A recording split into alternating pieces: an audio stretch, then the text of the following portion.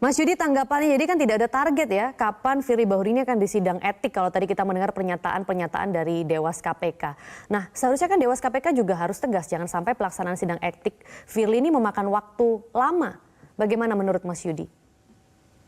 Ya, selama ini kan Dewas ya menebar angin ya. Nah, sekarang dengan putusan-putusan yang ringan gitu ya. Sekarang ya mereka menuai badai gitu kan. Ketika ketidakpercayaan kepada Dewas itu semakin meruncing gitu ya. Dan saya melihat hal ini ya terjadi karena memang bagaimana Dewas ketika menyampaikan kepada publik ya terkait dengan pimpinan KPK terutama ya itu ketika disampaikan pada publik tidak ada pelanggaran etik lah, kemudian tidak punya kekuatan memaksa lah dan sebagainya. Kita lihat dari kasus terakhir Mbak, bagaimana Johannes Tanak ya kan salah satu pimpinan KPK berkomunikasi dengan pihak yang diduga terlibat dalam suatu perkara di ESDM ya, itu sebenarnya sudah cukup gitu ya. Tapi kemudian dengan alasan bahwa itu sudah dihapus, handphonenya tidak mau diberikan, artinya kan sebenarnya itu sudah lebih berat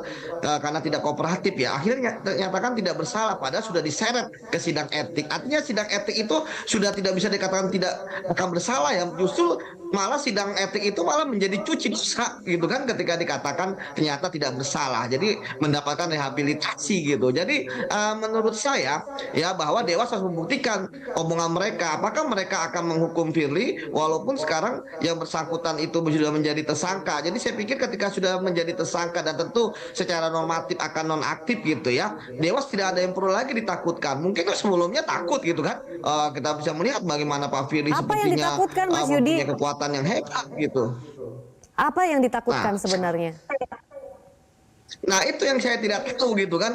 Apa sih kalau kita melihat sebenarnya para bapak-bapak dan ibu Dewas ini adalah orang yang harusnya sudah selesai dengan dirinya, ya kan? Harusnya adalah orang-orang begawan yang sudah lebih banyak makan asam garam kehidupan dibandingkan saya dengan pengalaman. Tapi kok seperti itu malah saya melihat malah kita-kita yang muda ini justru lebih berani gitu. Nah, sekarang ya kita lihat.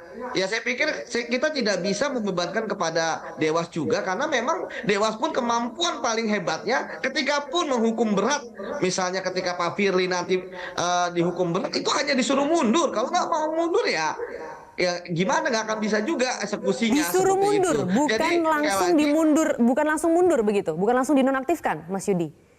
nggak diminta untuk mengundurkan, nggak bisa. Dewas itu nggak bisa. Nah, saya sepakat dengan Pak Saud. Sebenarnya yang mainkan rule of the game-nya ini adalah Dewas sendiri. Tapi Dewas membuat peraturan Dewas ya, mereka tidak untuk pegawai KPK bisa dipecat gitu kan. Tapi pimpinan paling maksimal ketika berat ya kan diminta mengundurkan diri. Ini apa gitu kan? Orang mereka yang Oke. apa namanya membuat rule of the game-nya. Jadi saya pikir Mbak, karena ini sudah tersangka gitu ya, tentu kita sudah tidak lagi bermain di ranah etik ya, apa namanya patut atau tidak patut. Biarlah kalau memang Dewas mau main, biarkan saja mereka bermain ya. Kita nggak usah ikut dalam permainan mereka gitu kan. Daripada nanti kita kecewa. Ingat seperti disampaikan oleh Pak Saud, bagaimana SDM gitu kan, dugaan pembocoran gitu atau pemulangan Pak Endar ya dari Direktur Penyelidikan itu ternyata tidak ada apa namanya tidak temukan bukti sehingga tidak ada pelanggaran etik. Jadi saya pikir memang kepercayaan kita kepada Dewas sangat-sangat luar biasa rendah. Seperti itu, Mbak. Jelajahi cara baru mendapatkan informasi. Download Metro TV Extend sekarang.